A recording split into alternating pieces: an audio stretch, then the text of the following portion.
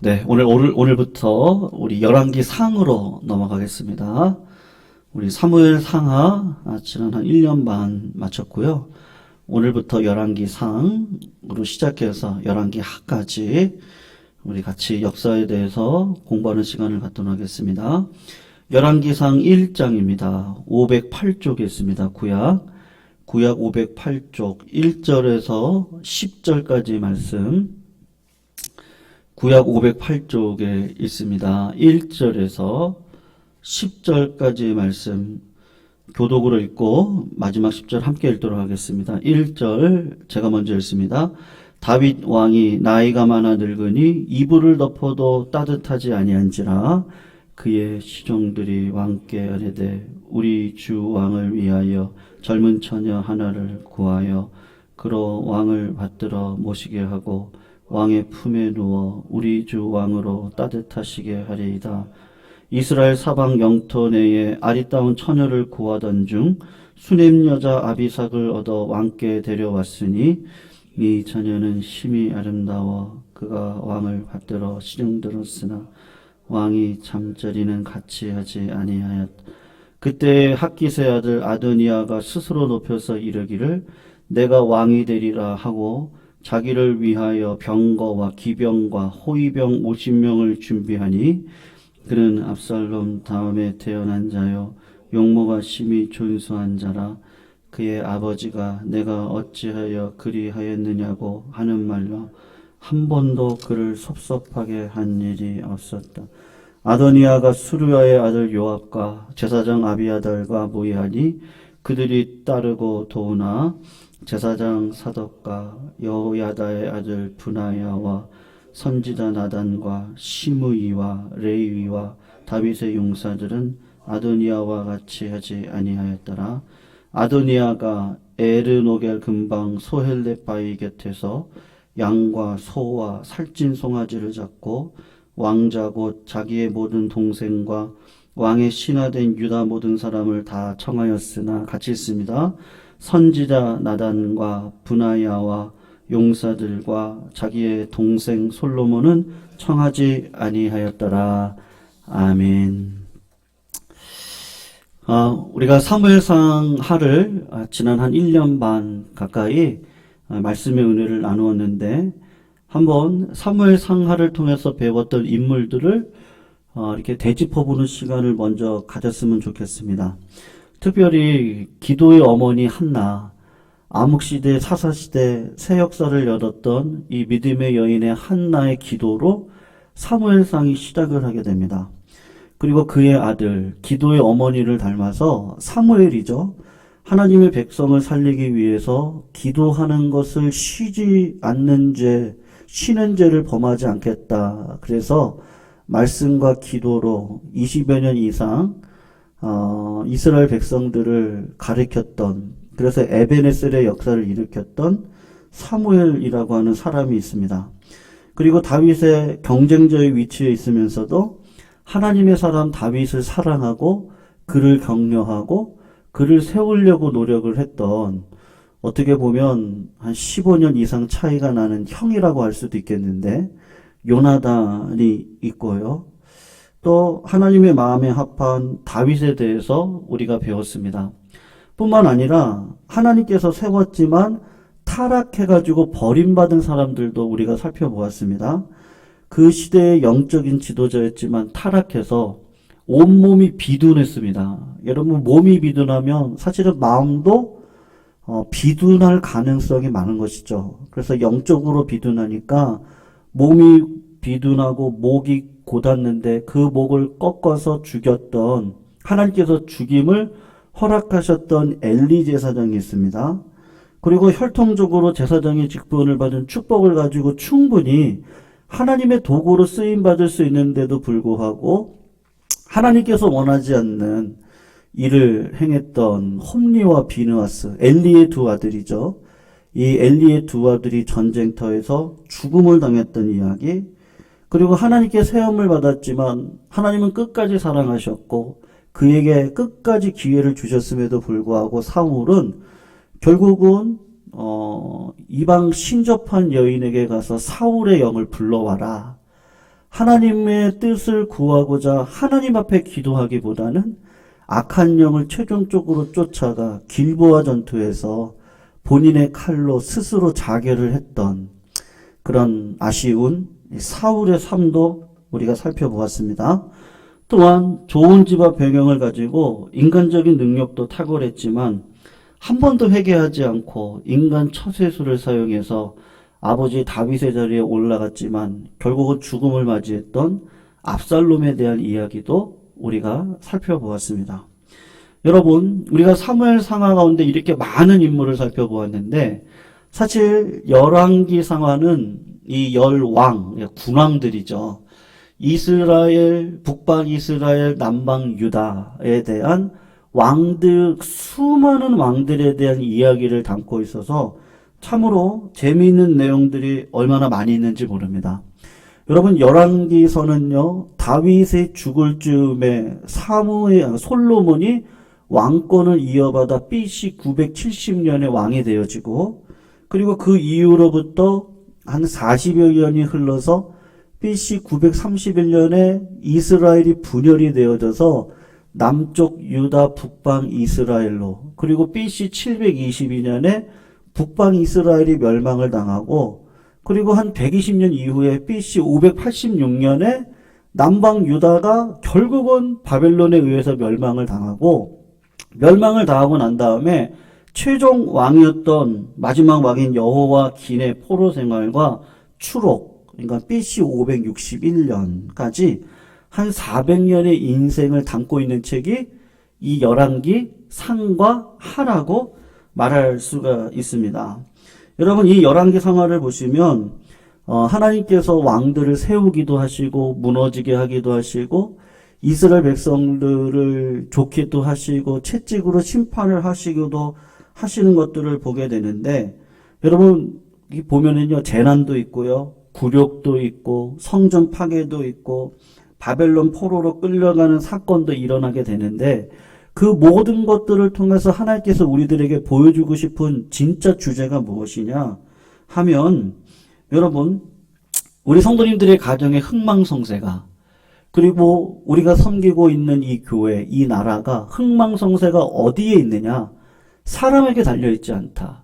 경제적으로 달려있는 게 아니다. 정치적으로 달려있는 게 아니고 인간의 계력에 달려있는 것이 아니라 그것도 사용하셔서 이끌어가시는 하나님의 은혜에 달려있다. 그것을 큰 주제 속에 열왕기 상하가 사실은 이야기를 해주고 있습니다. 그래서 이제 열왕기 상부터 열왕기서를 시작하면서 오늘 말씀을 배워 나가는데요. 우리의 삶의 성공과 실패가 어디 있는지를 조금 구체적으로 이제 배우면서 기대하는 마음으로 오늘 열왕기상 첫 페이지를 열어갔으면 좋겠습니다. 여러분, 오늘 본문 1절을 잠깐 보시면 다윗의 상황에 대해서 이야기가 나오는데, 다윗이 어떻다 그럽니까? 나이가 많고 늙고 이불을 덮어도 어떻다 그래요?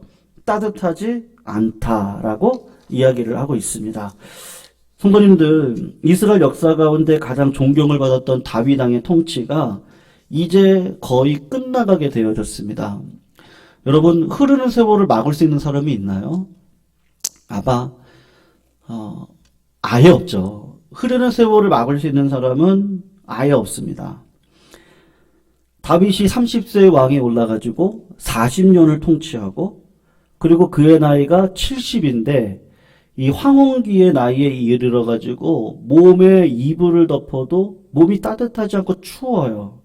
그 정도로 기력이 세했습니다. 근데 문제는 뭐냐 하면 다윗이 그렇게 기력이 세했음에도 불구하고 어찌된 일인지 후계자를 세우지 않습니다. 이때 신하들은 어쩌든지 다윗이 왕으로서 일찍 죽을 거라고 생각을 안 했겠죠. 그러니까 좀 기력을 빨리 회복시켜 드려야겠다. 그래서 신하들이 생각한 방법이 무엇이냐 하면 젊은 처자 하나를 구했는데 그 여자 이름이 아비삭이고, 아비삭을 데리고 와서 왕의 몸을 좀 따뜻하게 해야겠다. 그래서 그녀의 임무가 무엇이냐면 왕의 몸을 따뜻하게 하는 것이죠. 그러니까 치료 행위를 하도록 부름을 받았고 시중을 드는 것입니다. 다만 다윗은 그녀와 이게 동침하지는 않았습니다. 그런데 문제가 뭐냐? 아비삭을 구해서 다윗을 간호인으로 고용을 했다는 소문이 이제 전 나라에 퍼지지 않았겠습니까? 그때 다윗의 네 번째 아들이었던 아도니아가 다윗이 건강이 악화되어 행동하기 어렵다는 것으로 생각을 한 겁니다. 그런 상황 가운데서 재빨리 움직이는데, 야, 그러면 왕은 누가 되지?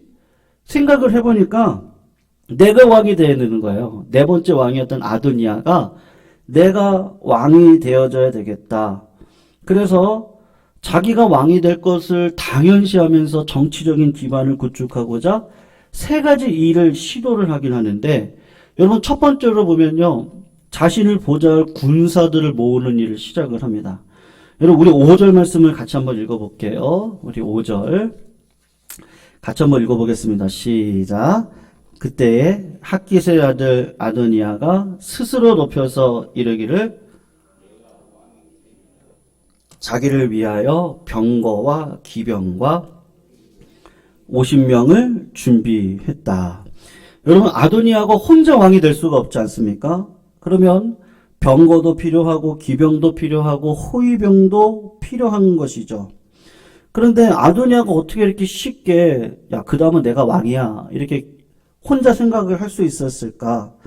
그는 공식적으로 보면요 서열 1입니다. 위에 형들이 세 명이 있는데 형 암논, 다말, 그러니까 저기 친여동생은 아니지만 배다른 여동생하고 나쁜 일을 벌여가지고 이 암논이 죽죠. 그리고 둘째 아들이 압살롬인데 압살롬이 요압의 죽임을 당합니다. 그리고 길르압이 있는데 이 사람도 죽임을 당합니다. 그러니까 위에 있는 형들은 다 죽임을 당하니까 그 다음 순서가 누구겠어요? 아도니아잖아요. 그러니까 인간적으로 보면 상식적으로 보면 정당성이 충분합니다. 그래서 군사를 모은 것이죠. 그리고 더 중요한 이유가 있는데 오늘 본문 6절을 성도님 잠깐 보세요. 그의 아버지가 그러니까 다윗이 아도니아에 대해서 어찌하여 그리하였느냐고 하는 말을 한 번도 섭섭하게 한 일이 없다라는 말을 의도적으로 여기다 써놨습니다. 섭섭하게 한다는 게 히브리어로 아차본데 이게 꾸짖어서 어떤 육체적이고 심적 불편을 일으키는 말을 이야기를 한 겁니다.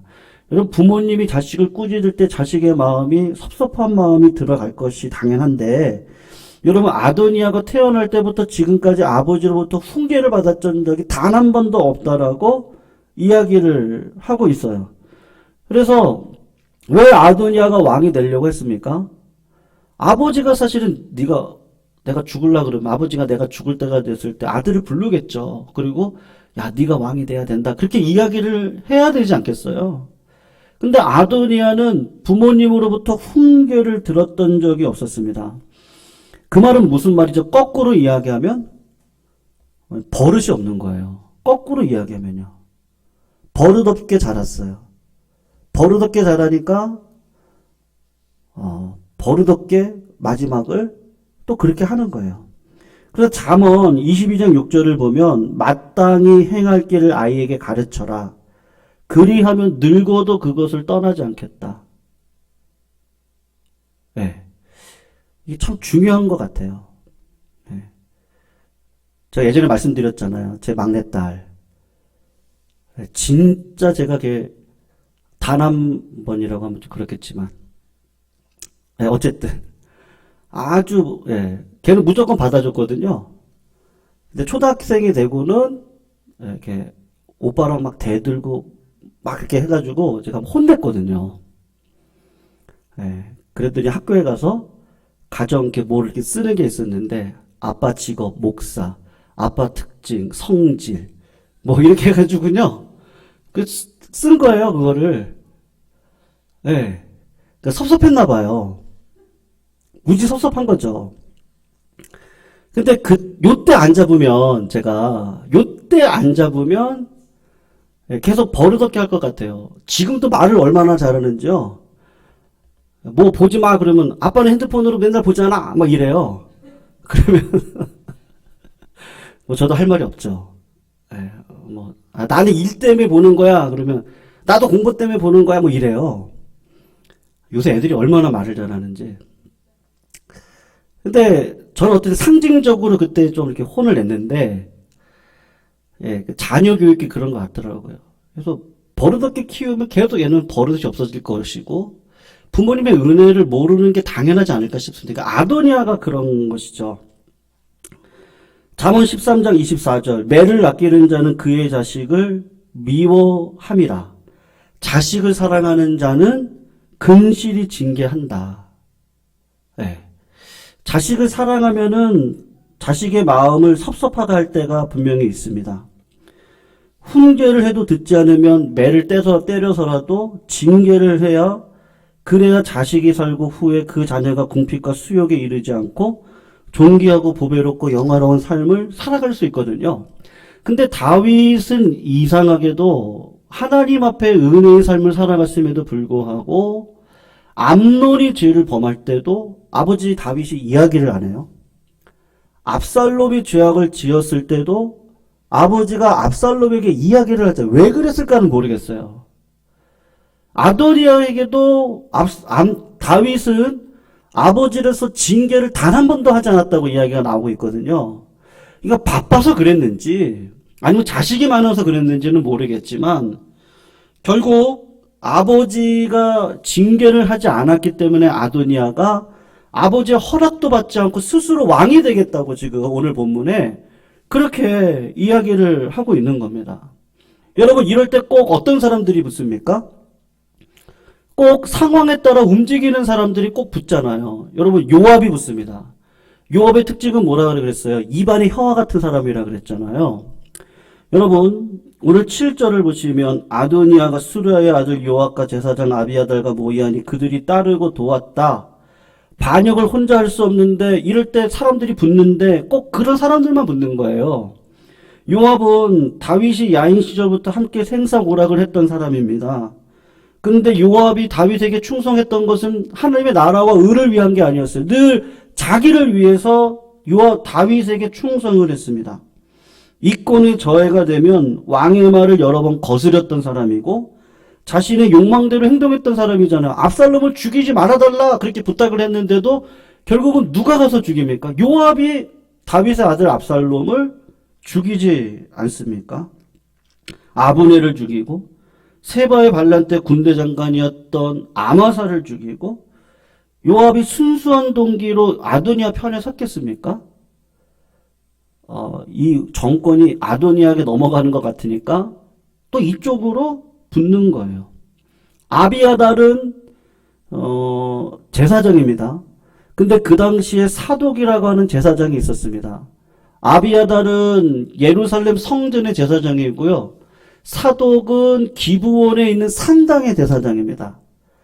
그러니까 둘 관계는 경쟁적인 관계인데 다윗이 아무래도 사독과의 관계가 더 잘 좋으니까 아비아달이 경쟁 관계 속에서 그러면 나는 이 다윗의 넷째 아들 아도니아에게로 가야겠다. 그렇게 해서 갔던 것 같습니다.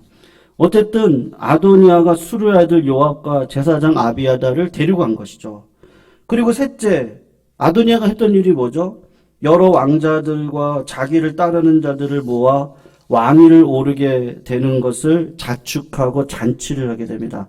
우리 9절하고 10절 말씀 한번 읽어볼게요. 9절 10절 읽습니다. 시작. 아도니아가 양과 소와 살찐 송아지를 잡고 왕자고 자기의 모든 동생과 왕의 신하된 유다 모든 사람을 다 청하였으나 선지자 나단과 분하야와 용사들과 자기 동생 솔로몬은 청하지 아니하였더라. 아멘. 여러분 아도니아가 스스로 자신을 왕으로 선포하는 지금 즉위식을 갖고 있습니다. 이거는 불법이죠. 그런데 아도니아가 누구를 불렀느냐 하면 왕자들 15명을 불렀는데 누구는 안 불렀습니까? 솔로몬은 안 불렀어요. 왕의 신하된 유다 사람들은 다 청했는데 누구는 안 불렀습니까? 신진 세력들 다윗의 용사들은 부르지 않았습니다. 그러니까 아도니아가 철저하게 계획된 생각을 가지고 정치 세력을 이렇게 규합을 한 겁니다. 여러분, 그럼 여기서 질문이 한 가지가 나오는데 왜 아도니아가 무리하게 아버지의 허락을 받지도 않고 즉위식을 올렸을까요? 답은 아까 그 이야기로 넘어가는데 즉위식을 올리고 난 다음에 아버지에게 허락받아도 괜찮겠지. 본인이 그렇게 생각을 하지 않았을까라고 생각을 합니다. 왜요? 아버지는 이미 육신이 노쇠하고 또 순순히 따라줄 것이라고 생각을 했을 것이고 자기 아버지가 이빨 빠진 호랑이라고 생각을 했으니까 자신감으로 계획한 대로 밀고 나가서 일 중심으로 다 처리를 했던 겁니다. 그런데 성도들 우리가 살아가면서 꼭 이런 상황들이 꼭 벌어지는데요. 우리 계획대로 될 것 같고요. 우리 뜻대로 될 것 같고 내 마음대로 될 것 같아요. 모든 상황들이 그렇습니다. 근데 결국은 누가 허락을 해야 되죠? 하나님이 허락해야 되죠. 하나님의 허락이 필요합니다. 다른 말로 이야기하면요. 하나님의 축복권이 필요한 거예요. 아브라함을 불렀습니다. 너는 너의 본토 친척 내 아비 집을 떠나 내가 내게 지시할 땅으로 가라. 내가 허락한 거예요. 그러면서 하나님께서 아브라함에게 주신 복이 뭐죠? 내가 너를 축복하는 자에게는 축복을 내리고 내가 너를 저주하는 자에게는 저주를 내릴 거야. 하나님의 허락과 함께 뭐가 따라갑니까? 축복권이 따라가게 되어 있습니다.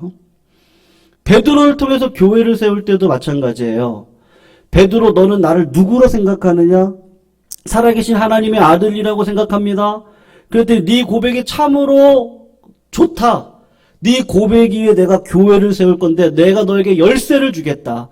네가 거기서도 마찬가지야. 허락을 하는 거죠. 너를 통해 교회를 세우는데 허락하고 난 다음에 축복권이 따라오게 되어 있습니다. 그래서 네가 열쇠를 줄 테니 그 열쇠를 가지고 하늘에서 매이면 땅에서도 매일 것이고 하늘에서도 풀면 땅에서도 풀릴 거야. 축복권을 주십니다. 그게 마태복음 16장에 나오는 거거든요. 그러니까 여러분 하나님의 허락이 있어요. 그러면 축복은 따라옵니다. 믿으시죠? 그래서 중요한 게 뭐냐? 하나님의 음성을 들으셔야 되는 거예요. 이건 신비가 아닙니다.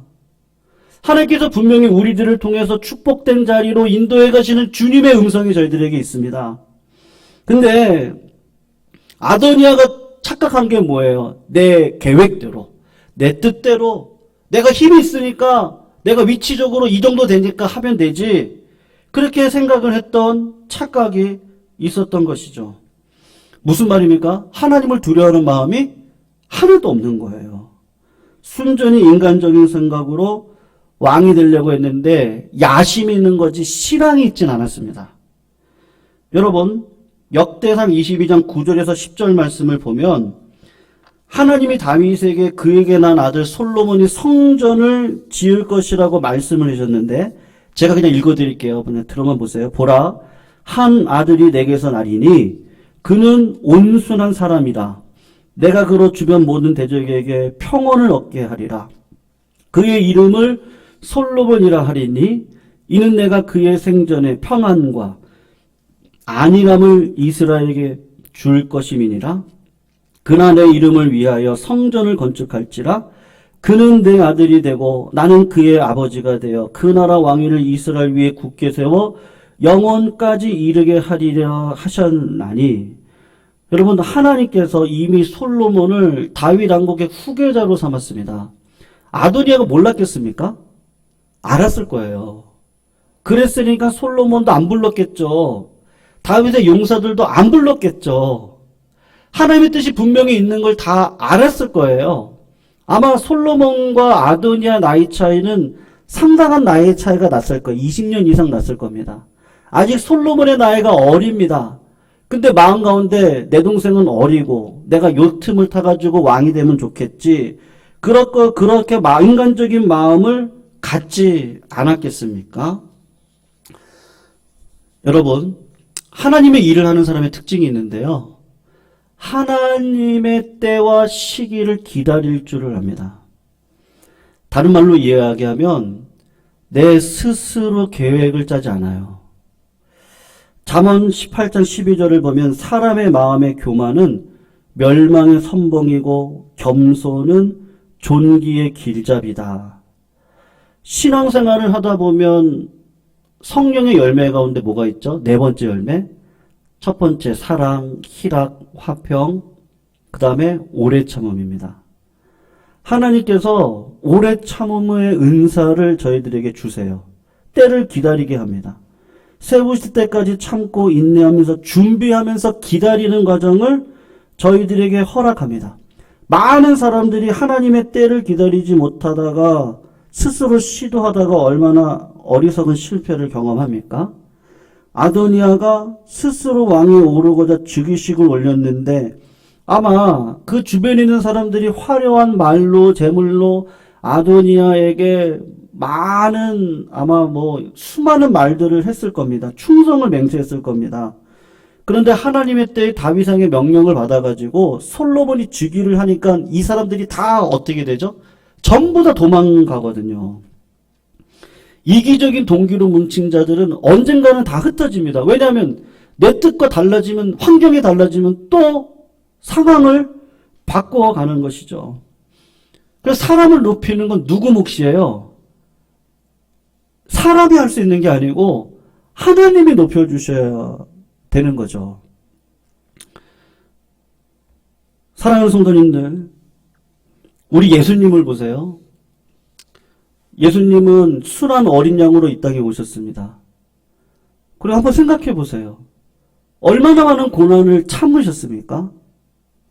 얼마나 많은 사랑을 이스라엘 백성들에게 베푸셨습니까? 그 십자가를 지고 걸어가는 그 길을 생각을 해보세요. 십자가를 지시기 전에 겟세마네 동산에서 하나님 앞에 올렸던 기도를 생각을 해보세요. 예수님도 육신의 몸으로는 지고 싶지 않았습니다. 근데 하나님의 뜻하시니까 그 십자가를 인내로 지고 하나님의 영광을 위해 십자가에 달려 죽으셨습니다. 죽기까지 복종하셨습니다. 그럴 때 빌립보서의 말씀이 있는데 빌립보서 2장을 보면 예수님의 그 신분에 대한 이야기가 나오는데요. 뭐라고 이야기를 하냐? 예수님을 지극히 높여 모든 이름 위에 뛰어난 이름을 주사 하늘에 있는 자들과 땅에 있는 자들과 땅 아래 있는 자들과 모든 무릎을 예수의 이름에 꿇게 하셨다. 여러분, 하나님이 예수님을 존귀케 하는 과정 가운데 뭐가 있습니까? 십자가를 지고 나를 부인해야 되는 하나님의 때를 기다릴 줄 아는 믿음의 삶과 고난의 은혜가 항상 우리들의 삶 가운데 있습니다. 그래서 하나님께서 사람을 높이시기 위해서 반드시 쓰시는 방법이 뭐죠? 낮아지게 하시죠. 굴욕을 당하게 하십니다. 광야 훈련을 시키십니다. 모세가 40년 동안 광야 훈련을 통해서 철저하게 낮아지고 깨지는 훈련을 받았습니다. 여러분, 얼마나 힘들었으면 자기 아들 이름을요, 뭐라고 했는지 아세요? 모세가 아들을 낳고, 첫째 아들을 낳고요, 게르솜이라 그랬어요. 게르솜의 뜻이 뭐죠? 나는 이방의 객이 되었다. 나그네다. 자기 인생이 어떻게 하다가 광야에서 양이나 치는 인생이 되었을까? 한탄을 했습니다. 요셉을 보십시오. 어린 나이에 엄마가 일찍 돌아갔습니다. 막내입니다. 아버지가 생각할 때는 이 아들이 너무 애처롭고 이 아들만 보면 가슴이 미어집니다. 그래서 이 아이를 그냥 너무 사랑했습니다. 채색 옷을 입히고 사랑을 독차지했던 요셉. 근데 하나님께서 그를 채색 옷 입고 높은 자리에 세우지 않고 하나님께서 어떻게 하시죠? 채색 옷을 찢어버리시죠. 짐승의 피를 묻히게 하시고 노예로 팔려가는 인생을 살도록 하나님께서 그의 인생을 고난 가운데 두십니다. 그리고 전 세계를 그 양식으로 세워갈 수 있는 부양자로 세워가고 자기 가족 70명을 세워가는 부양자로 세워가시는 것이죠. 하나님이 높이셨을 때 그때 그 높임받은 그 자리는 무너지지 않는 것이죠. 여러분, 솔로몬을 보세요. 솔로몬은 그런 고난이 있었습니까? 없었습니까? 한번 생각해 보세요. 우리가 솔로몬 지혜를 달라고 많은 분들이 기도를 하시는데요. 사실은 지혜가 아니고 레브 쇼메이 듣는 마음입니다. 이 솔로몬이 하나님 앞에 듣는 마음을 달라고 이야기를 했어요. 근데 여러분 그의 인생 가운데 고난이 있었나요? 솔로몬의 인생 가운데 고난은 없었어요. 그러니까 솔로몬의 특징이 뭐예요? 지혜를 달라고 듣는 마음을 달라고 그랬는데 결국은 하나님께서 나타나셔서 경고하셨거든요. 우상 숭배하면 나라가 망한다. 여자를 많이 두면 나라가 망한다. 은금을 많이 두면 나라가 망한다. 그리고 말과 그리고 기병을 많이 두면 나라가 망한다. 왕은 이 세 가지 하면 안 된다. 몇 번을 나타나서 이 말씀을 하셨는데도 솔로몬은 그 말을 듣지를 않아요. 여러분 사람은 고난이 없으면 절대로 하나님의 말씀을 안 듣습니다. 낮아지지 않고는요. 하나님의 음성을 듣기 위해서 예배의 자리에 절대 나오지 않습니다. 기도하지 않습니다. 진짜 복이 뭐죠? 고난의 자리에서 하나님을 소중히 생각하고 하나님이 아니면 안 됩니다 라고 하는 마음을 가지고 살아가는 그 자리 가운데 진짜 복이 있더라고요. 여러분 사람을 누가 높여줍니까? 하나님이 높여주시죠. 우리 성도님들의 삶을 보세요. 지금까지 쌓아오셨던 모든 것들이 제가 볼 때는 든든하시거든요. 왜냐하면 다 수고하셨고 노력하셨고 애쓰셨어요. 그렇게 해서 쌓아 올린 것들이에요. 그럼 무너지지 않습니다. 우리 성도들 잘 아시겠지만 로또? 네, 로또 맞은 분들의 대부분을 보세요. 거의 99%가 어떻습니까? 다 마약에 중독이 되든지요. 살인을 당하든지 하여튼 다 감옥에 가시든지 그래요. 왜 그렇습니까? 나는 그것을 담을 그릇이 안 되는데 갑자기 800억, 1000억 이렇게 들어온다고 생각을 해보세요. 그 감당할 용량이 내가 안 돼요. 그러니까 하나님께서 어떻게 하시죠? 우리들의 삶을 고난 속에서 연단시키시고 스텝 하나를 밟게 하셔서 그리고 나중에 영광의 자리에 세워주시죠. 그 영광에 세워주실 때는 그 자리는 결코 무너지는 법이 없습니다. 왜냐하면 하나님이 세워주시고 하나님이 인정하신 그 과정의 길을 걸어가기 때문에 그런 것이죠. 그래서 여러분 목회도 마찬가지입니다. 네. 목회도 마찬가지고 가정을 꾸려가는 것도 마찬가지라고 저는 생각합니다. 하나님께서 우리들의 삶을 축복하실 때 다 준비된 곳에서 시키지 않으시는 것 같아요. 다 준비된 것 같아도 가서 보면 척박한 땅이 반드시 있습니다. 그리고 하나님은 그런 길 속에서 땀을 흘리고 내 눈물을 뿌리고 때로는 부르짖는 기도도 하나님이 하게 하시고 고민케도 하시고 지혜를 달라고 하나님 앞에 간절히 기도하기도 하시고 그래서 하나님이 주시는 은사를 받아서 이거 하나님이 하시는구나. 근데 여러분 그때까지 시간이 오래 걸리더라고요. 오래. 예, 이게 짧게 끝날 문제가 아니더라고요. 하나님께서 우리를 그렇게 인도하시지 로또 맞듯이 그래서 초신자의 기도는 빨리 들어주셔도 기존 신자의 기도는 하나님이 오래 두고 보시죠. 오래 두고 보세요. 왜냐하면 장성한 자의 분량을 가지셔야 되니까. 그래서 교만은 패망의 선봉입니다. 아드니아처럼 자격도 안 되는데 내가 왕 되겠다. 그거 절대 안 됩니다. 하나님께서 우리를 왕같은 제사장으로 불러주셨는데요. 왕같은 제사장으로 쓰임받도록 준비하는 기간을 반드시 주십니다.